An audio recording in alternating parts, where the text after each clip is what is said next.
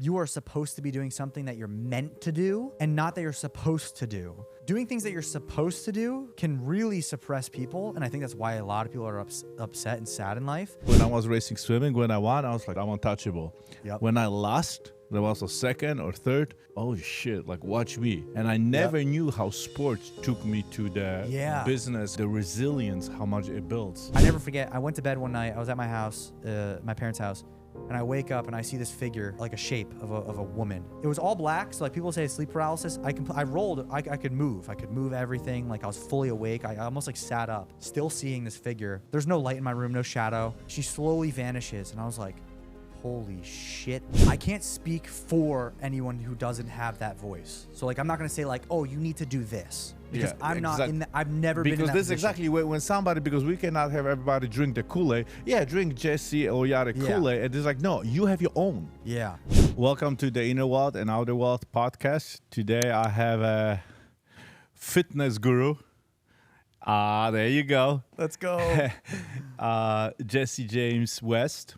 And it's like, I don't need to introduce you, brother. Like everybody knows you. 7 million followers on YouTube, 2 million followers. Like, you know, all the stuff that you have going on. And thank you. I'm really humbled to have you here. Me. I really appreciate the coming. And today we're going to talk fitness. Let's do it. Let's get big together. There you go. There you go. Know? Just so you guys know, we just finished and he rated my gym. We're between a B and an A tier. Well, you give me A tiers on the camera. A tier. Yeah. The experience helps. The experience everything helps. that you have here, like the pool. But I have to, just so you guys know, I have to bribe him with the will, with with adoption, and then, you know, he got sold on my shake. Yeah, that's what it really was. So I got it through the stomach. So, brother Jesse, tell me, like how the whole, like, we're gonna talk about the mental health, the physical health. You know, clearly you're the expert. So I just want everybody to hear your story. But how it started, like how did you? We talk a little bit in the gym. That started like you built the foundation early in the age. Yeah. I got into fitness when I was like 15. I played sports my whole life. I played football through elementary school. Got into lacrosse when I was 11.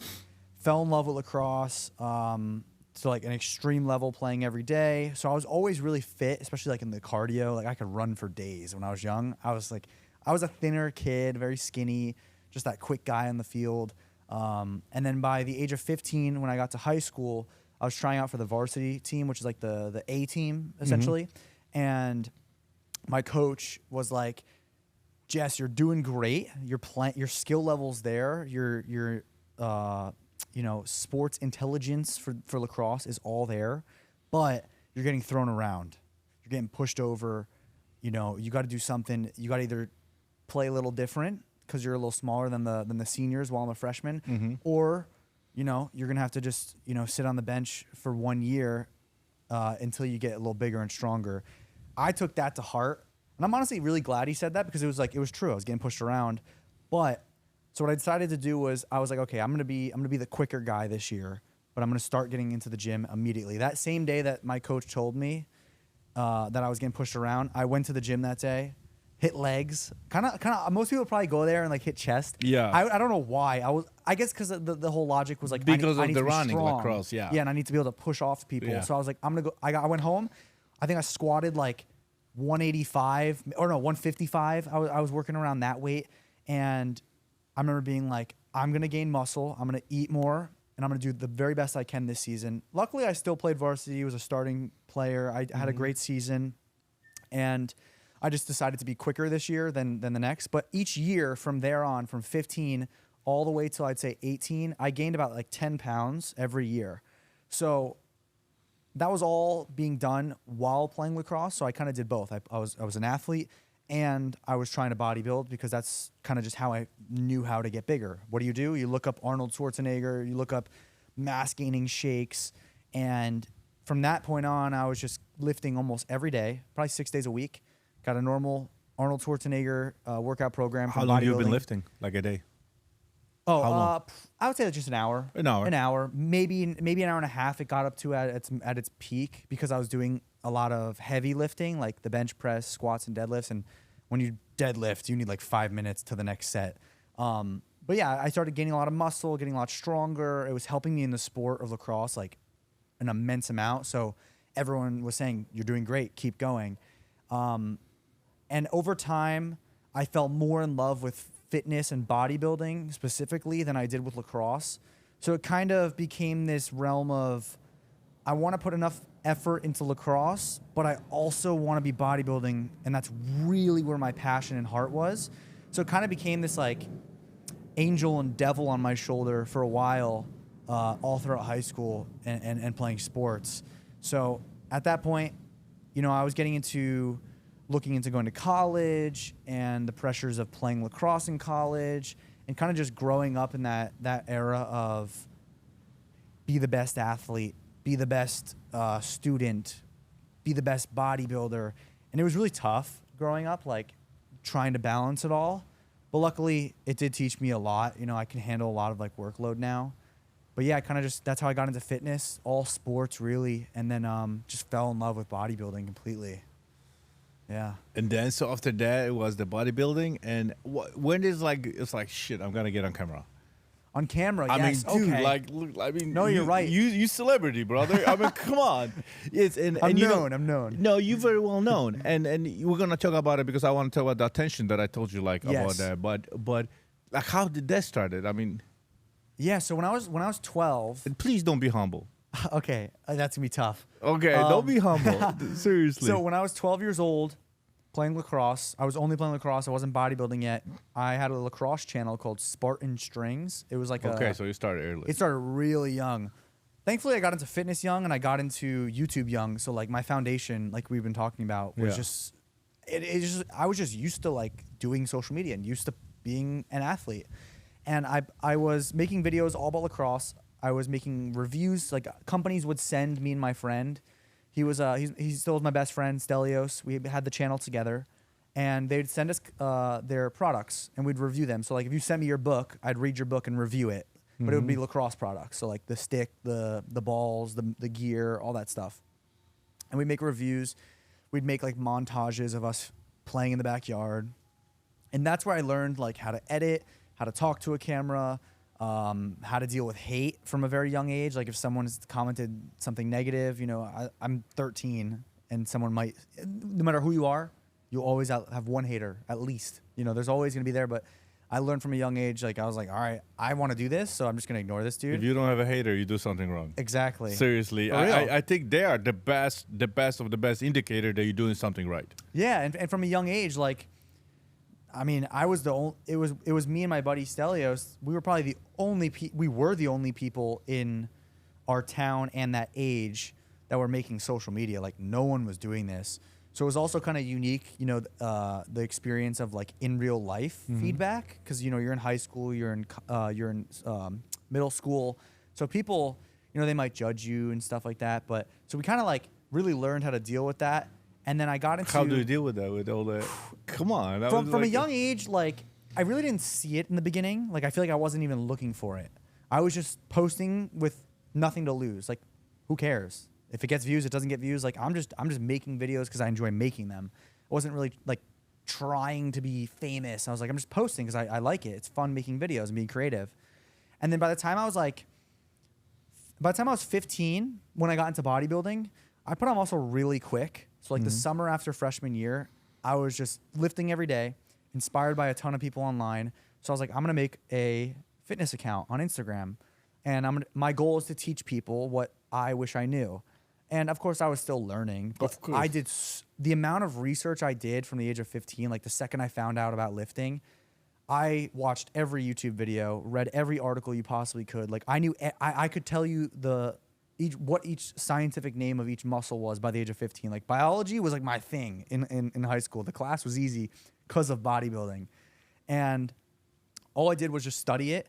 And by the time I was like going into my, like from 15 to 16-ish, I could at least provide some value to people. And I wanted to educate them at least a little bit of what I really wish I knew.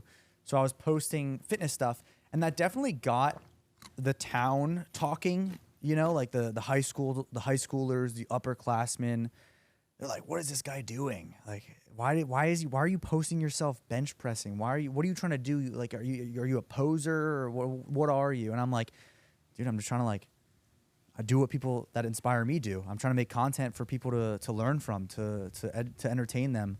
And I really looked at it when they kind of gave some hate, the upperclassmen, you know, anyone who just kind of looked at it different. Mm-hmm.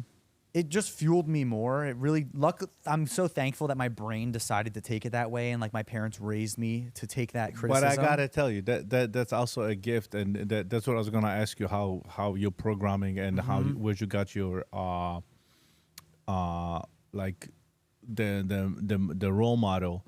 But we do take as a motivator. We do take any successful person I know.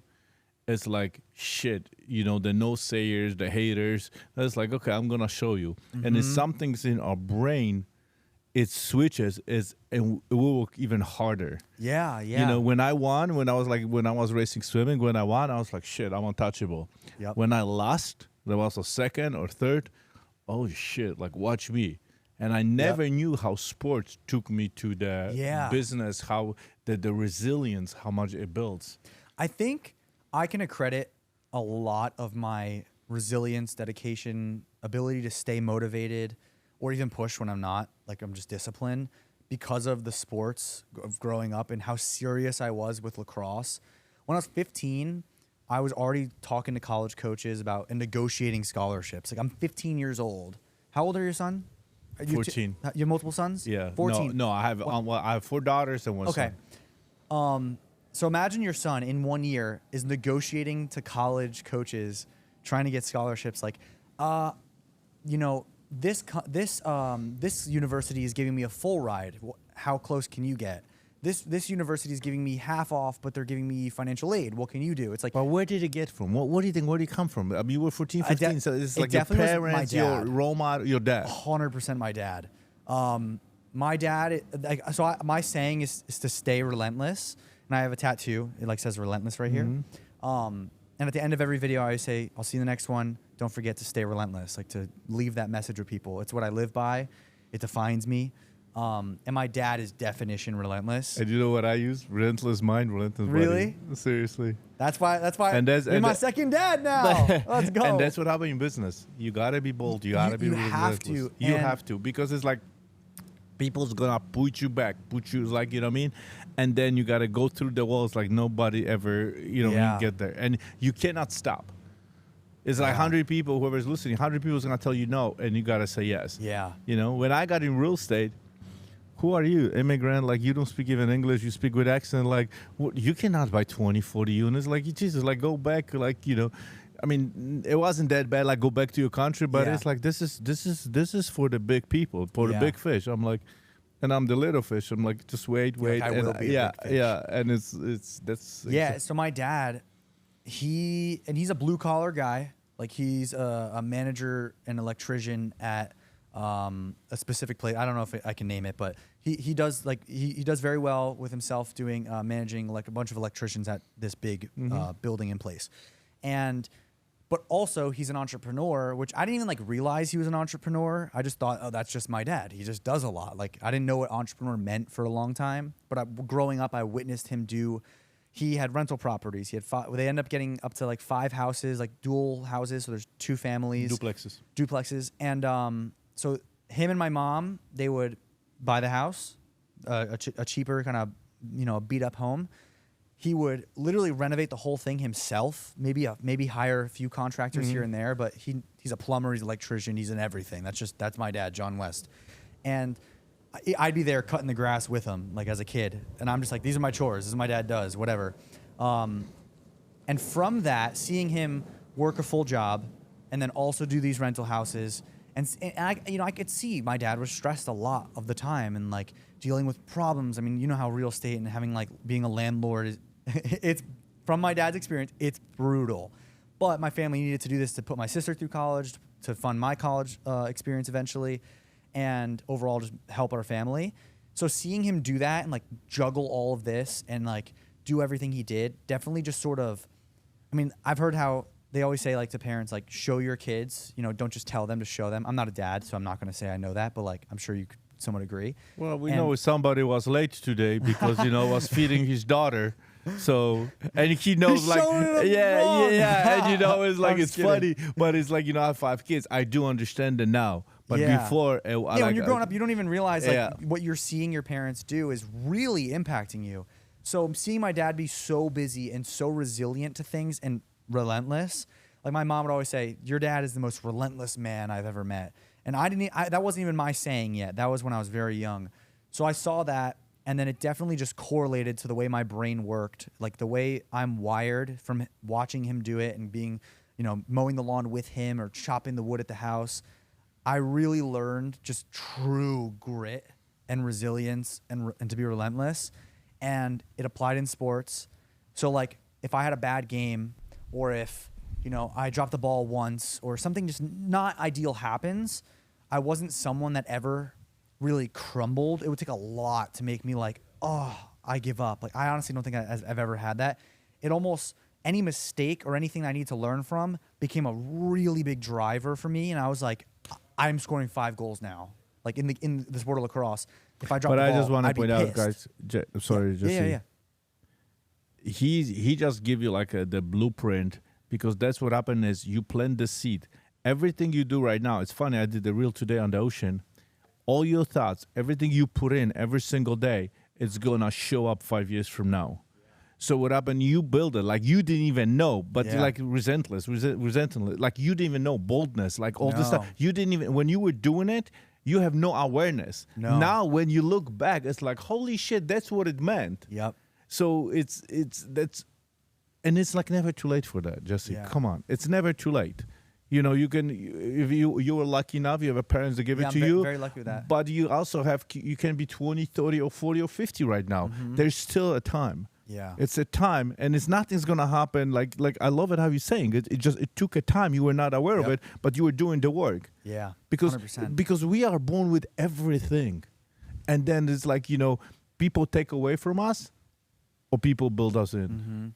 And thankfully, the combination of my mom and my dad. So like my dad taught me that much hard work and like being relentless, and then my mom is she validated. She was keep like show like look at your dad, look at your dad, look at your dad, look at your dad. She validated like all that, and also she was my confidence for a long time, like growing up, where I'm a very confident person. I believe in myself, like almost delusionally. I believe in myself. I call delusional optimistic. You have to be. You have to be. Seriously. I'm so glad I have that trait. Yeah. Like, I give that one to my mom because it was never a thought in my head that I could not do something. My mom was like, "You're gonna do it. I believe you will." And and then with my dad's hard work, it became, I could back it by doing the hard work and then having that belief. I always say that if you believe yourself, you're already 75% there, because if you don't believe in yourself, that is the biggest obstacle. You can literally, we just both switched legs. That was weird. Yeah. My leg got tired. If you don't believe in yourself, I feel that it's the biggest barrier you could ever have. Like more than an algorithm on social media or a business failing. Literally, your own belief is like 75% of the equation. What about manifesting? Do you believe this? Okay. That's what I want, because by the way, I want to talk about the algorithm, because you definitely freaking beat the algorithm. So I wanted some juice. Yes. Sam, I hope you're listening. He's gonna give us some juice, how to beat the algorithm. Yeah. But let's go back to manifesting. Yes. I really want to go because this is huge. Yes. So my mom is like very spiritual, the universe like not speaks to her, but like she's very one, and like she's a more spiritualistic person than my dad, say. And I didn't grow up like super religious or anything, and it's not that my mom accredits it to one thing or the other, but she's just kind of energy based. Mm-hmm. Like that's how her mind kind of that's how she feels the world. And from that, my mom always said, like, if you believe it and you put it out into the world, like, it will happen. Just put in the work and it will happen. And it really became very habitual to me to write everything down of what I wanted, all my goals, say it out loud. I write myself contracts. Like I have a big in my office, I have like I love it, guys. Listen to this. This will change your life. It's like I'm 53, brother. You 25, and it's like having your awareness and your age. Like, dude, I was behind, brother. Even though I retired at the age of 28. Wow. So this is exactly. But you're giving that blueprint, like truly, like there's a lot of power in writing it down, but there's also a power in believing what you write down. And with my delusional confidence, delusional optimism, I've written probably every 6 months I'll write a new one. It has like, I, Jesse James West, will do XYZ in X months, and I will make the most creative, motivating, inspiring content by doing XYZ. It's kind of like has like what I want, how I'm going to do it, how long it'll take, has some metrics in there. Just and so by I have the a way, comparison. today we got him hooked with the private jet. So we already planted the seed. So, yes. In a few months, he's going to write it down. He's going to like, we just doing the Lord's work. And I'll sign it. I sign it, put my initials, put my signature down. And every time I go in my office, not every time, but like, every 8 times I walk in, I look at it, I read it out loud. I try to see each word, like really visualize what I'm saying. I don't want to just read it and be like, cool, I read it, check. No, I'm like this is what I want. This is what will happen. And that sort of was a manifestation. In 2020, when the pandemic hit, I looked at my life and I was like, okay, these are all my habits. This is what I'm doing right now. What does Jesse at 100,000 subscribers on YouTube do every day? What does he do? And I was like, okay, he posts 3 times a week on YouTube. He is always filming. He's always editing. He's making 10 ideas a day. Like, what are those habits that Jesse's doing that doesn't even exist or will exist? In my head, that Jesse already exists. I'm just like, what is he doing? He wakes up every day at 6 a.m. He makes his bed. He works out right away. He does X, Y, Z. And I'm like, okay, I'm going to just skip ahead.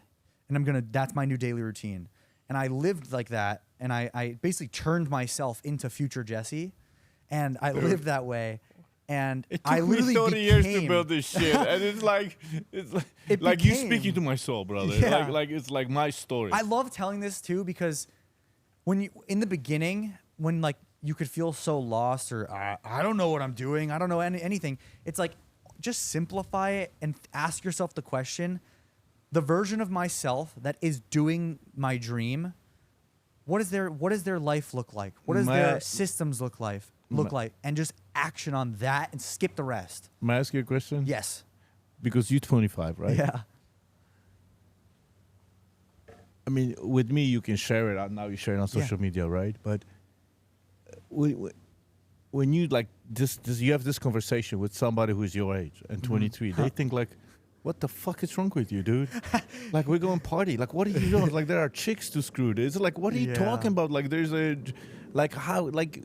how do you disconnect from those relationship or just friends or because I gotta tell you, I know a lot of 25 years old and they're like, dude, like, what are you talking about? Yeah. Like, I mean, like, I'm freaking impressed.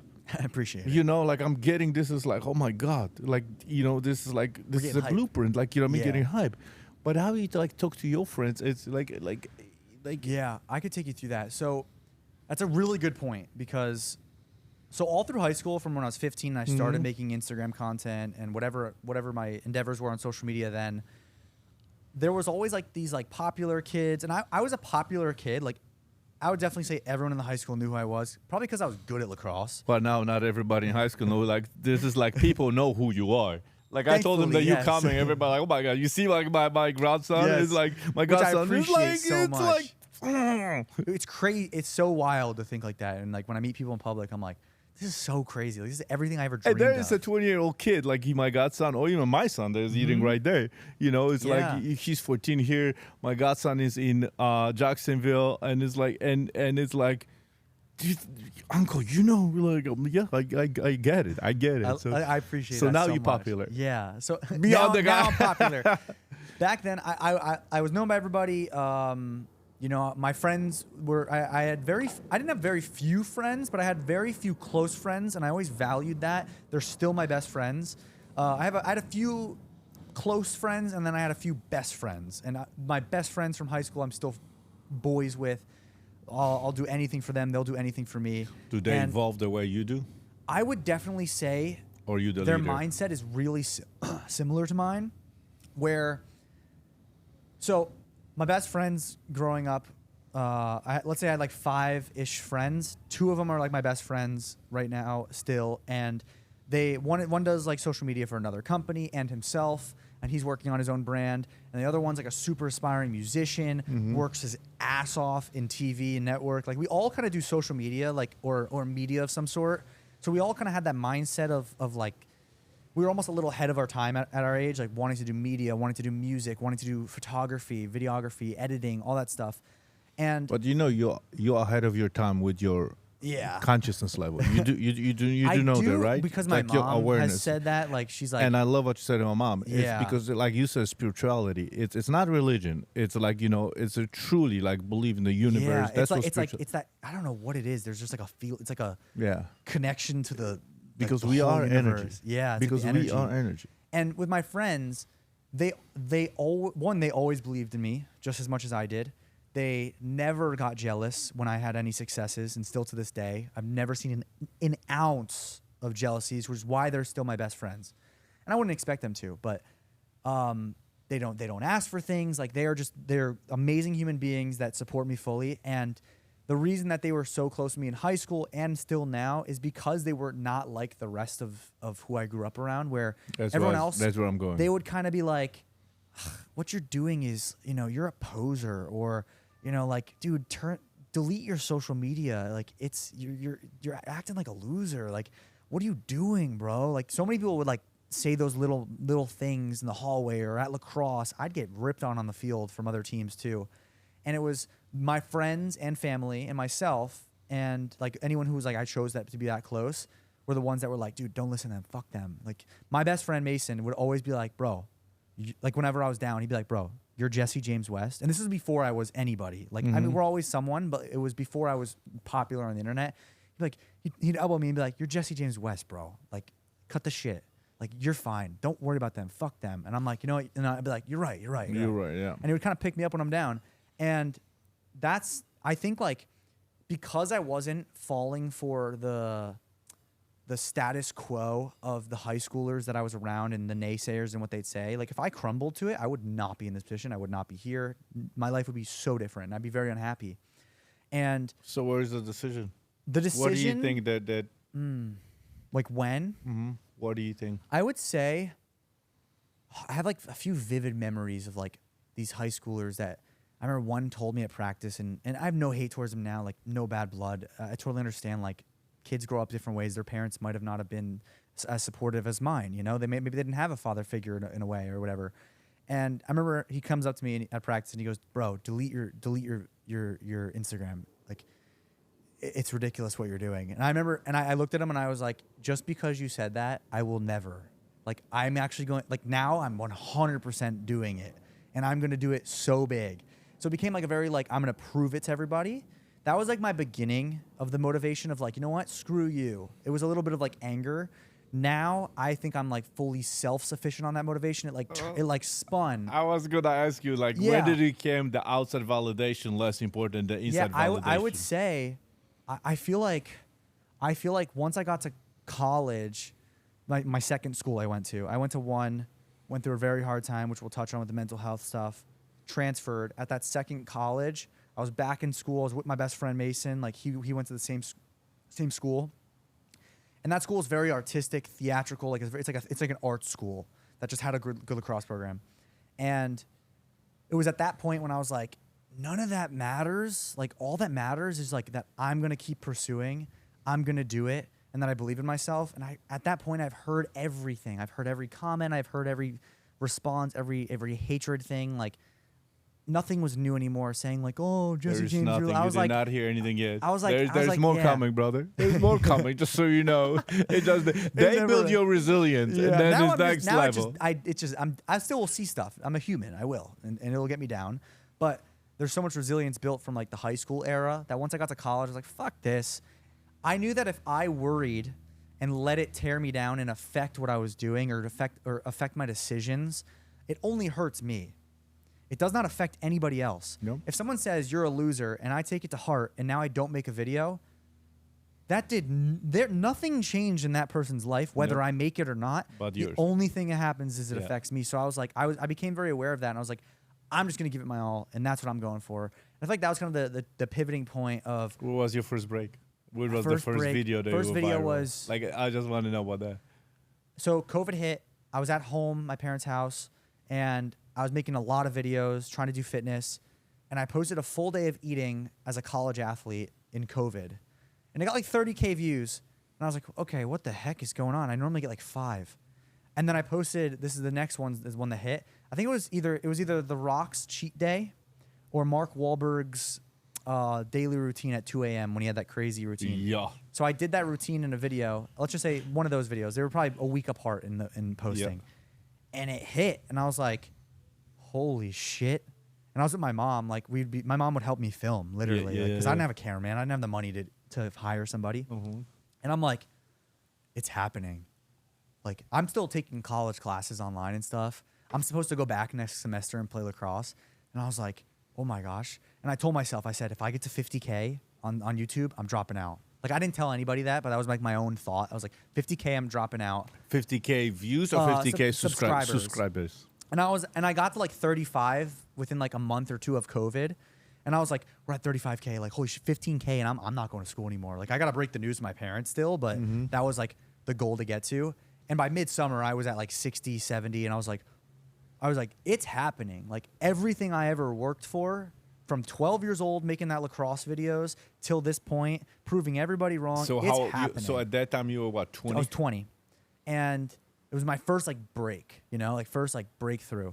And people started to kind of knowing my name a little bit. My TikTok actually grew like a good amount. That was kind of like the first. I kind of got views on TikTok first, and then but YouTube I knew I valued the most. Like that's what I wanted, and yeah, so I started to grow. YouTube is hard, brother. It's really hard because you gotta keep attention forever, dude. Here's the thing. I would say I like to say that I like to look at things that like everything's hard. Nothing is easy. Like every job is hard. Every social media is hard. They all just are like. It's just going to depend on what you're going to obsess over that you're going to become the best at. And when it came to YouTube, I definitely was the most obsessed with YouTube because that's where I got most of my inspiration from. I saw vloggers, I saw content creators, and I was like, that's what I want to do. I want to make YouTube videos. It's also kind of like what I only knew how to do that. Like I was doing it for lacrosse for years. So yeah, I made a ton of videos throughout COVID. It really started to grow. I got my first sponsorship in the summer of 2020. It was like, I'll never forget, it was like $1,000. I think it was $1,500 a month, which in terms of like livable wage, it's very low. But I didn't have any bills. My parents, I lived at their house. So I was like, $1,500? Like, holy shit. And I was making like maybe $1,000 a month on YouTube, like the YouTube ads. So I was like, okay, doing the math. I'm like, okay, I'm kind of at like 30 grand a year. Like, no, my friends are in school. They're making zero technically. And I was like, this is the craziest thing I've ever seen in my life. And then, it kind of slowly kept going up a little by little. I get another sponsor. And I get to like $60,000 a year by probably end of 2020, like November. And I'm like, I'm still in school at this point because I couldn't convince my parents just yet to drop out. They were like, just try. Like at this point, I wasn't playing lacrosse anymore. So I told them I'm done with that. But they're like, still please go to school. And I'm like, okay, I understand. You don't want me to like just fuck up this whole thing I got going with school. And we've already paid for 2 years. So I go to school. I'm making videos. My mom is helping me film, come up with some ideas. She's like very creative. And then also she starts taking one of my classes because I didn't have time. I started failing out of math. So she's like, I'll try to do it. And she has a job. She works at home. So her 40 hours plus my class. Aww. This is like Karen's the best. Like my mom, love her to death. Great spirit. And she's like, I'll try my best. Like she's like, I don't remember any of this, but I'm just going to try to at least like pass. And it gets to a point where she's struggling taking my class. I start struggling even on other classes. And now I'm making enough. I'm making $60,000. I'm like, technically I'm making like somewhere around what a teacher could make. So in my head, that's how I justified it. I was like, I'm making what someone goes to school for, but I'm here now. So I think I should take this opportunity. I don't think this opportunity is gonna just like, hey, put pause on it now and come back to it in 2 years when I'm done with school. I was like, I gotta do this now. So I dropped out. I drove across the country to California because COVID was still going on, and there was a gym out there that was open still that content creators went to. And I was like, I'm gonna go there for a month. I'm gonna film every day for a month and see how that goes. Make a video at each state that I go to across the way. I did all that, met some people, started networking, met some bigger influencers, started getting recognized by other people. They start talking about me. Men's Health starts writing about the videos that I'm making. I'm trying all these different actors, diet routines, morning routines for videos. So I kind of like use the famous people to get views in the beginning, and then made it more about myself. And I had like this whole strategy. I was like, I'm gonna use what's in the media. I'm gonna use actors. I'm gonna use relevancy of the news and like movies coming out. But I'm gonna put my personality in it as much as I can. And people really loved it, and it just kept building and building. And by 2021, I was at 250,000 subscribers, making way more than I could ever ask for. I was like, holy like any number at that age, I was like, I'm rich. I'm rich, and I'm 20 and I make almost $100,000. I'm rich. Oh yeah. And I never spent the money. Like I just kept saving and saving and saving. I didn't really need to spend it. I'd hire a cameraman and then an editor at that point. And then when it really, really took off was 2021. I moved to LA. Of course, you do the whole like, I'm going to LA, like Hollywood. I quickly learned I don't like LA that much. And like the people, there's some people that were great and some that, are very just the typical what you picture with LA. Excuse me one sec. But LA had a great purpose in my life.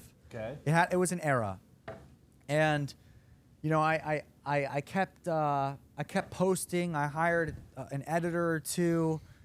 They were just people I found online, pay them cheap. Like I had to start getting the work off. I was editing every video for like 3 years straight, and it was too much. I wasn't sleeping ever. Like I was just in that build mode.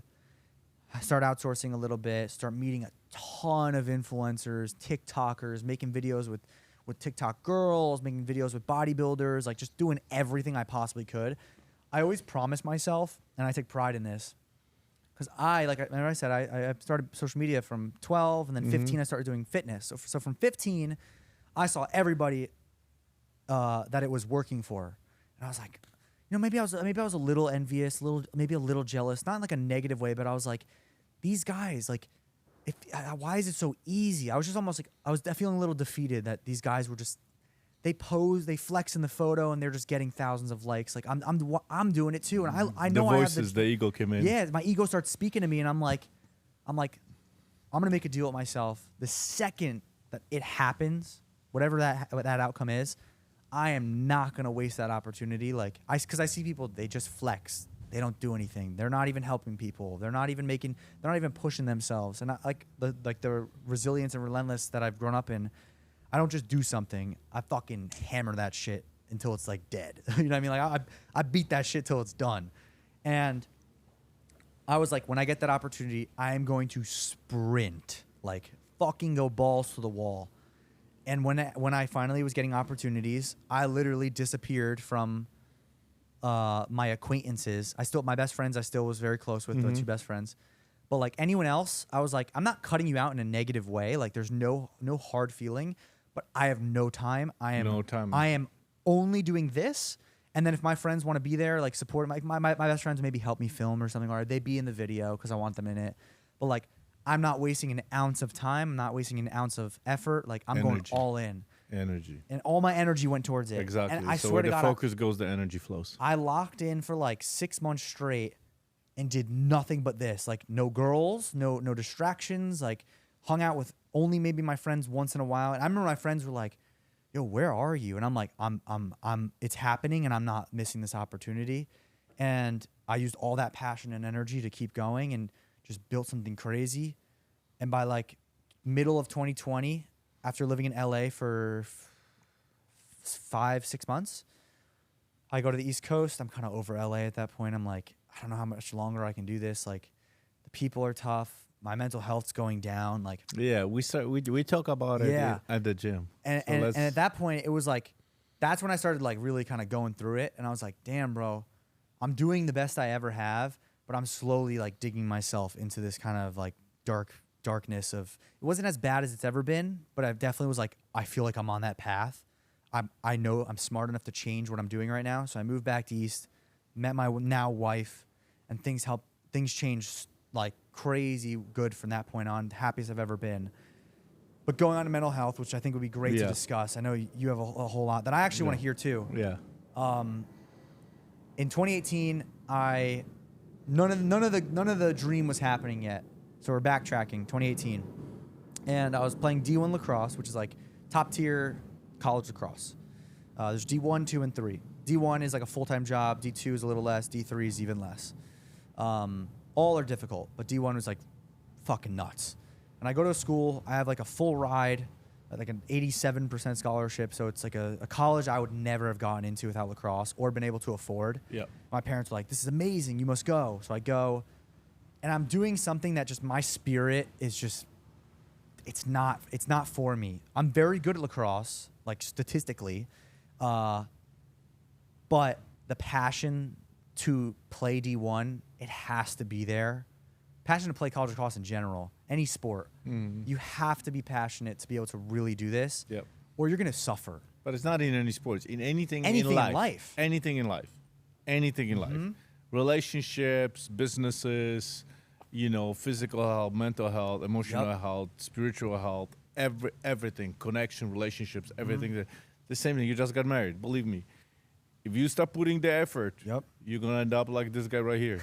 2 divorces, man. So too many. No, it's okay. That's so it just this is like with everything. If you're not, we don't want to just hit this like go for it, and then it's stagnate because then after that comes down. Yeah.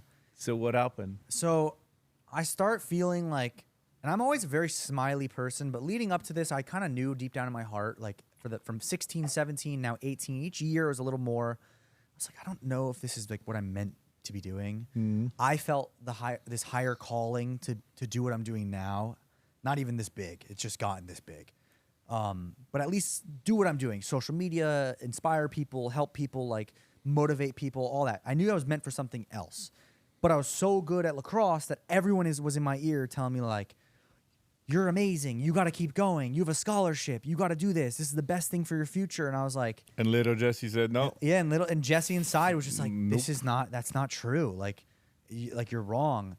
And because I suppressed that Jesse, that little Jesse inside me that knew something else was for me. Go deeper on that. I really got depressed. And for me, it's like if I'm doing things that I'm not meant to do. How did you suppress the little Jesse that you did not want to come out like this? Like you start listening I was afraid. to that. I was really afraid. The fear. Yeah, I had so much fear of like just not doing what I'm told in a way. Like I'm better now. I think a lot of people can't really tell me what to do anymore, but it took a lot of self-work to be able to get to that point. But when I was 18, I could have been into the military and been the best fucking soldier because anything you told me to do, whether I was suffering, bleeding, or in pain, did not matter. I'm doing it. Like I was really good to do what I was told. And I will equate that to partially my father as well. And like, that's the one negative part where his and I relationship, well, he didn't know that he was doing this, but it was, and he knows this, we talked about it and like no hard feelings at all, but he pushed the shit out of me. And it got me far. It taught me everything I have. So I'm actually grateful that I went through all of this, but at some point it pushed me too far. And that point is when I broke. I was depressed. I knew for a fact, I was like, I remember I was crossing, I have such vivid memories of this. Every night at Lehigh, school I was at, I had a calendar that the lacrosse team gave us because it had our like practice and tournaments. And every day, I never skipped a day of crossing the day off. But it wasn't like, oh, today's over, can't wait for tomorrow. It was, fuck, thank God I got through today. And it was like an X of like, oh, we're almost at the winter break. And everything was, we're almost here. We're almost at the weekend. We only got 1 day off a week, which is crazy that they only do that in college. But that was my life. So it was a big cross on every day, and I felt so like a relief of like I fucking got through that today. And every day felt that like it felt like I was going to war every day. And you know, it might have been more played up in it was all in my head, you know. I wasn't physically hurting, like, but spiritually and mentally I was broken. And what was crazy is that I was like, I had the biggest smile on my face. Some people could see it in my eyes, like my family and like some of my friends were like, they'd see photos and be like, he's fucking dead inside right now. Like I can see it. But everyone's new friends here. They don't know me like that. I'm like cracking jokes, but I'm just like compensating. Yeah. And I'm smiling. People think I'm having a blast. My coaches think that I'm having a blast. They had no idea. I'm sure they would have helped me right away if they saw it, but I fucking hid that. No one knew. We just talked about the mask. The mask. You have the I mask. had the fucking perfectly painted. Yeah, my mask was painted on perfect. Yep. And then inside you're a crying little boy is like, fucking help me. I have no idea. And, you know, the gym kept me sane. You know, this is the craziest part. Yeah, I haven't thought about this in a while, but it's good.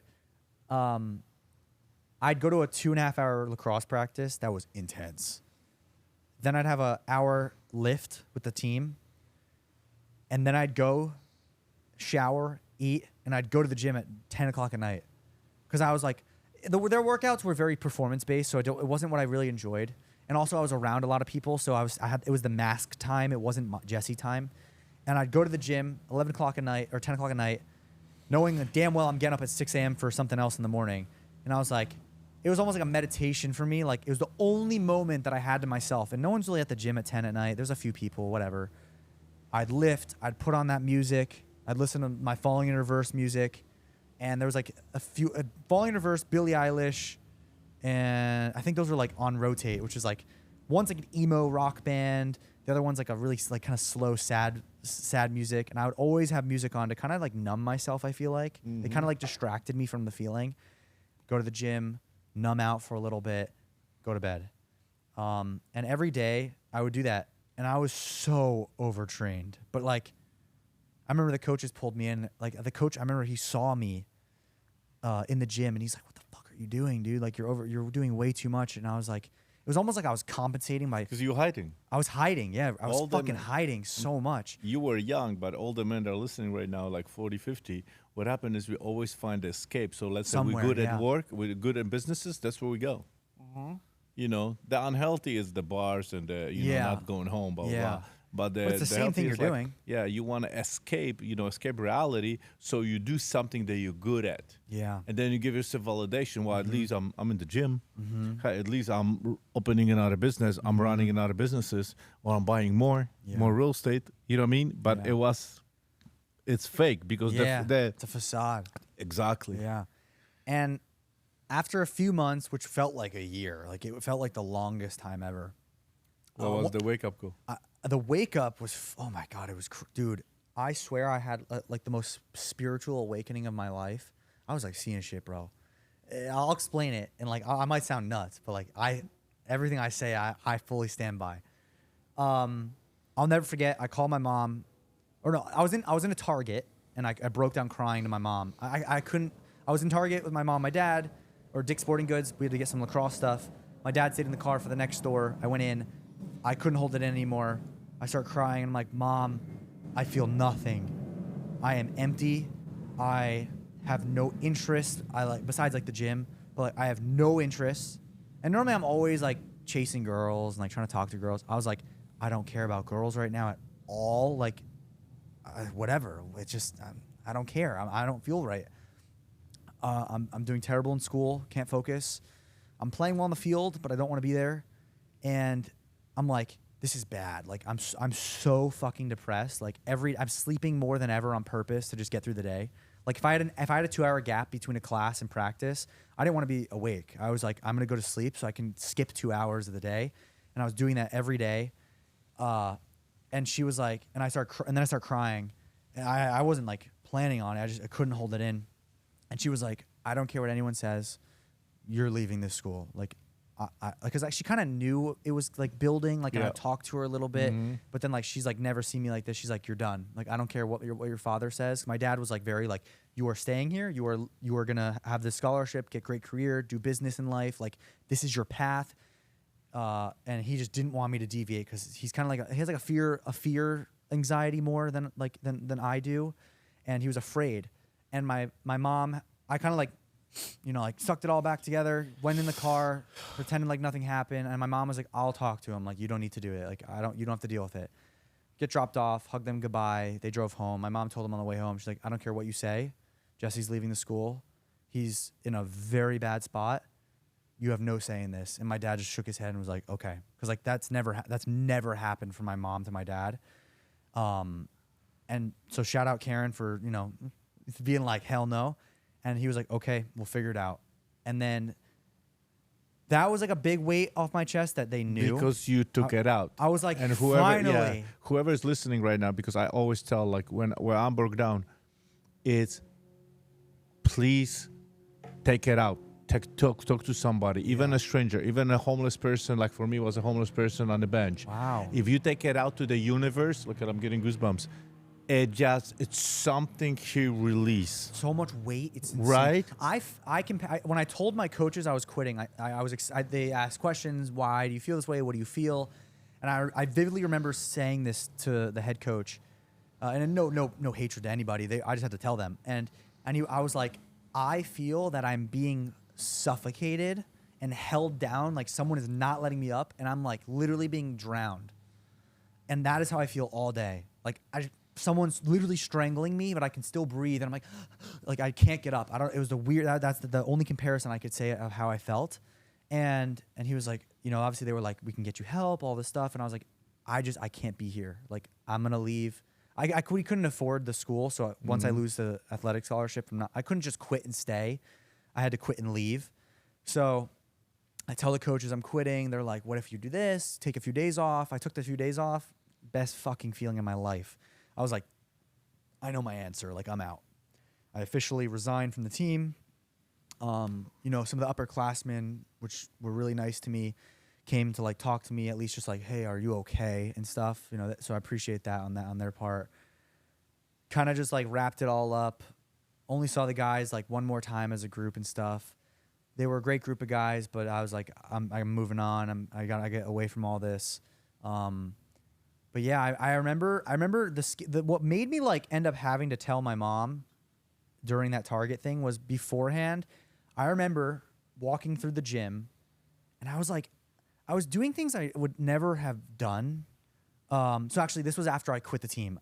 And I was still kind of down. Like I felt the weight off. Like, it'll get better soon, but it felt like I had like bullet wounds still. Like I was healing still. And I remember Googling signs of unaliving yourself. I don't know. Social media can be weird if you say the word. Yeah. You know. So, but you know what I'm saying. Because I was like, I like smoked weed for the second time of my life, and I was like, fuck it, I don't care. And to me, that was a big deal. You know, marijuana might not be a big deal to some people. For me, I didn't do drugs. I only drank like once a month, like two, 3 drinks. Nothing ever. I've never done any hard drugs in my life, and so for me to go do that, just like on a whim, I remember, and I had a horrible experience too. Like, I paranoid, freaked out, terrible experience. That's why I don't do drugs ever. You know, it's funny. Hated it. It's funny. I quit drinking. It's like, well, I gotta put in something, and I had a gummies. Oh. And I completely paranoid, dude. Yeah. And I'm like, I'm not doing this shit ever again in my life. I was like crawling to the bed. I haven't done it since. To Jessica, like, babe, take me out. It's like, dude, stop, you hallucinate. Babe, call the 911. I'm like losing my shit. It's like, you know. And she's like, no, you just high. You just took it too much. Yeah. I'm like, and this was like, for me, it was my experience. Yeah. And I never touched it again. Yeah. I had a bad experience.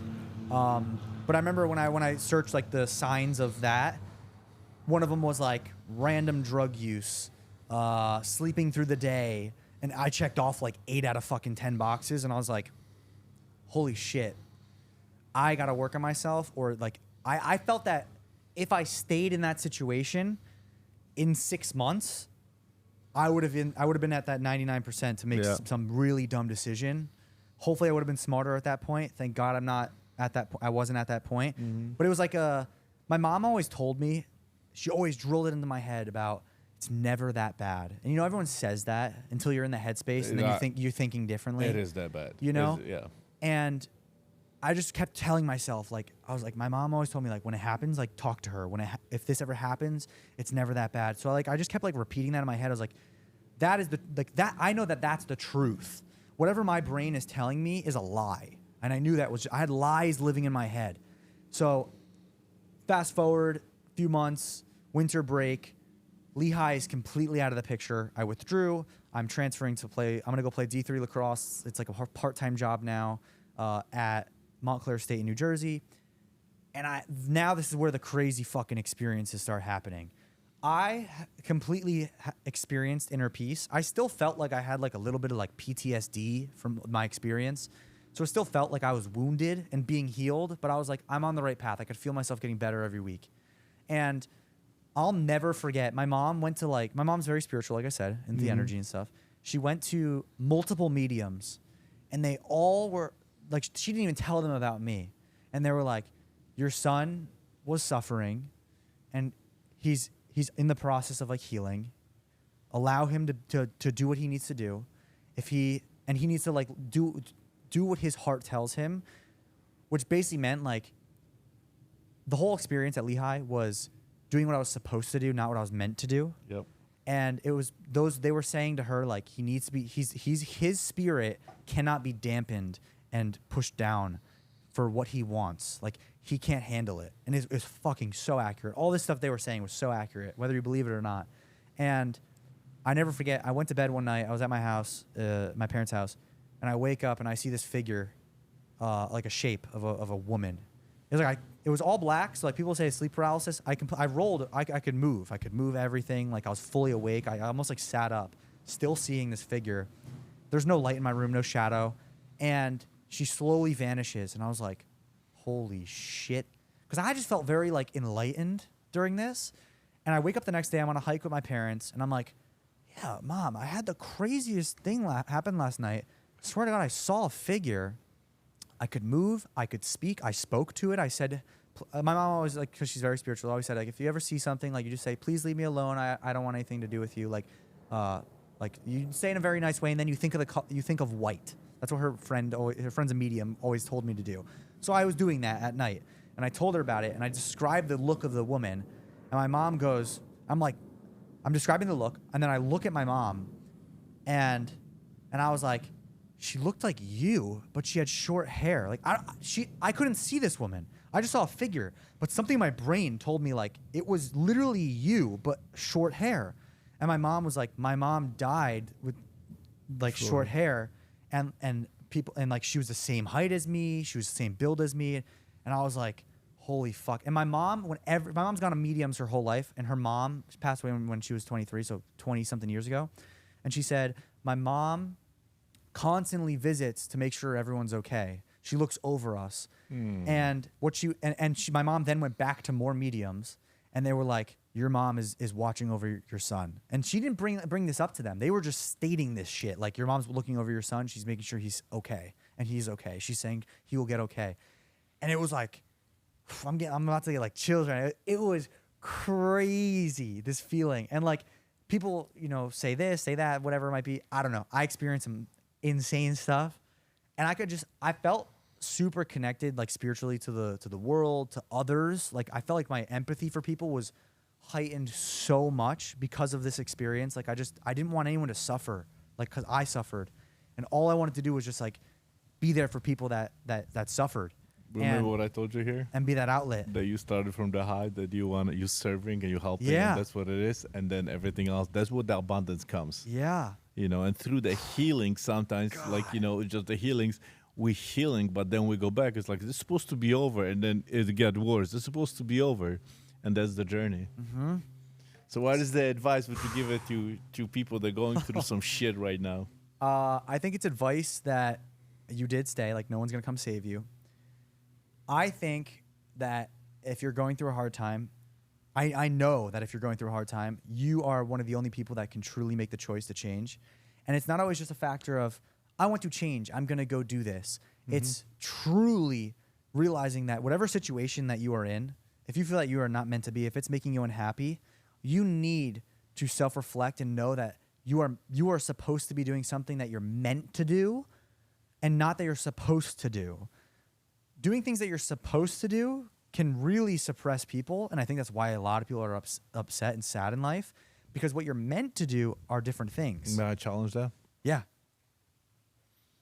Where do you build the resilience? Because the reason we do what we're supposed to do, because we are programmed from our parents, from our grandparents, and you see our grandparents were parents by our parents, and then they give us the same thing. I'm the father of 5, so I try to give my kids everything I didn't have, and I try to give them the awareness and everything else. But I didn't realize it until I woke up or got awakened.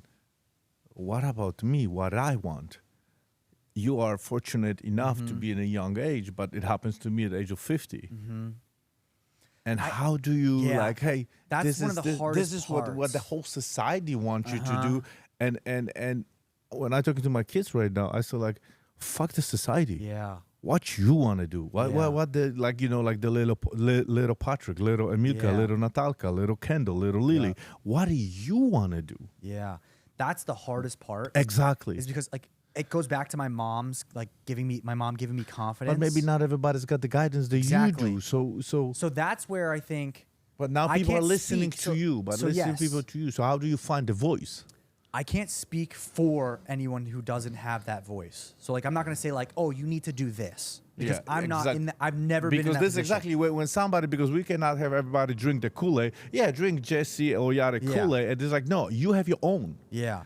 Figure out your own, and it's not easy. Come on, no, it's like not. you got guidance, you got help with your mom, and you got help with your father. But a lot of look at that. I was 50.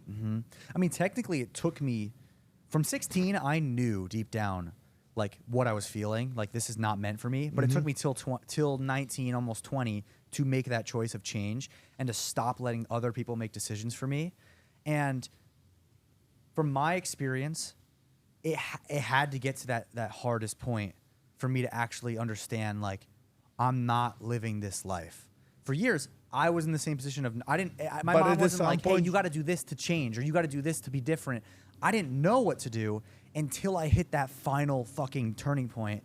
So it's almost like, I don't want to say you have to get to that point, but that point, it's a decision when you get to that kind of breaking point. It's either you're gonna fold and fall, unfortunately, or you have to take that and be like, I'm not letting myself fall. I'm not letting that happen to myself because I care so much about what I could have. But do you believe that we should fall, and the failures, I'm teaching my kids all the failures, so you want to fail as many times as possible so you know how to get up? I think because I got to tell you, I didn't learn shit from successes. I got stupid. My ego got fucking stupid. I really learned everything through the pain, through the suffering, through the failures, through the the hardship. I would say my advice is really trying to know, and even if you have to fucking lie to yourself in the beginning until you believe it, that everything that you're going through is building you to have a specific outcome that you will look back on and be like, I'm glad that happened. I was miserable, but I wouldn't change anything. Because if I didn't wake up at 19, I would not be as confident and as resilient and as dedicated to what I wanted in life now, because I had to hit that wall for everything to go, I'm either hitting the on button or the off button here. And I'm fucking staying on and I'm changing. But the same thing we do with the fitness. Look to build muscles, you got to break the fucking muscle. And it's painful. Yeah. And you got to keep breaking. When it's enough, never is enough. So when you're on the journey, it's this is every time I was I'm not gonna tell you I'm gonna be on the journey of healing entire life, because this is bullshit. Whoever you guys listen to, whatever guru, you cannot just have a healing process. I am still in the healing process, but I'm in the build-up process. So this is my life. Yeah. And I'm not gonna get stuck in the healing, because this doesn't work either. Because then you're gonna become a victim of healing. You know what I mean? But the pain is the stuff that you have to go through. Yeah. and listen to the voice, like, because you, like, I keep telling people, like, you are the only one, like, there's only one Jesse James. There's 8 billion 15,000 people, 8 billion people on the world. You're the only one. Yeah. So whoever listening, you the only one. You cannot, and you can hear it from me, from both of us. You listen to the coaches, you listen to your parents, you listen, and then sometimes it's like, fuck off. What does Jesse want? What does Jarek want? Yeah. And it's 100%. how we find a voice. I still, like, because I think because my still journey a is question different. that is hard to answer, you know? And that's just, it's just so different for everybody to find that inner voice to be like, I'm making that change. But you have your mom. I have my own brotherhood, and I have people around me. Do you think it's important to have people around and just share your pains and tell the truth? 100%. But what if you get judged? What if you open to your friends and they say, you fucking, and they start, like, you know what I mean? And I think that's your eye opener, that they're the wrong people to be around. Which is obviously, like, you might not even realize they're the wrong people. You know, there's no freaking sticker on their head. This is my brother. We know each other freaking 20 years. We know each other from the childhood. Blah blah blah. And it's like, I think that's where, like, that's a perfect example of if you feel like you have no one, where to talk to certain therapists, try to find the right therapist, and, you know, have that unbiased professional opinion that could maybe talk you through proper things. I did not tell anybody. I took the therapist. If he's gonna tell me that I'm fucking stupid or that I'm broken or I need fixing, I'm like, I got this motherfucker. I go find somebody else. And then I went one, and then I kept him. Then I got another one, and then I'm like, oh, so now I can share it with my queen. I can share it with my coaches. I can share it with everybody and start sharing the story. But first, I need to go outside. Yeah. Because I was scared. Yeah. You It's know what I mean? definitely terrifying, but maybe this is just, I think you should, anyone watching that's going through a hard time, this is your sign. Like, you're watching this right now for a reason. For a you reason, right made there. it this far in the video. We want you to live a happy life. Take this as a sign to make a change. Whatever you need to do, decide that on your own. Whether it's literally just to get into fitness for your mental health, or it's to speak to somebody, or quit your job and pursue a career, or quit lacrosse and pursue social media. Like, whatever that is, I always say, do what you're meant to do, not what you're supposed to do. It's not an immediate thing, but find that way to find that goal and find that path along the way, and hopefully you can get there one day. I believe they can. Dude, this was the selling point. We're going to start a podcast like that. This was amazing. This was amazing, brother. Dude, no, this is great to speak on. Jesse, thank you for coming. Thank you. Tell people where can I find you, and YouTube, Jesse James West. Instagram, Jesse James West. That's Jesse. No I. So a lot of people think my name is an I, but no big deal. Snapchat, Jesse James West. Everything's Jesse James West. You can find me there, and I look to be your friend. Take care. Oh, stay relentless. There you go. Hey! Thank you for listening. Leave your comments and subscribe for more insights on mastering the inner and outer wealth.